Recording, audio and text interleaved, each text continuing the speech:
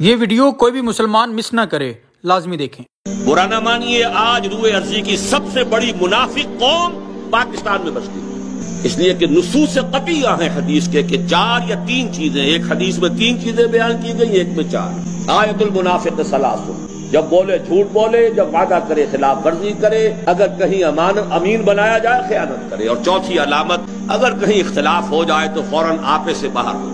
فرمایا جس میں یہ 4 اوصاف ہے وہ کٹر منافق۔ ایک حدیث میں آیا وَإِن صَامَ وَصَلَّى وَزَعَمَ أَنَّهُ مُسْلِمٌ، خواہ وہ نماز پڑھتا ہو، روزہ رکھتا ہو اور اپنے آپ کو مسلمان سمجھتا ہو۔ اس حدیث کو سامنے رکھیے اور اپنے معاشرے کا جائزہ لے لیجیے۔ یہاں جو جتنا بڑا ہے اتنا ہی بڑا جھوٹا، جو جتنا بڑا ہے اتنا ہی بڑا وعدہ خلاف ہے، جو جتنا بڑا ہے اتنا ہی بڑا خائن، الا ماشاء اللہ۔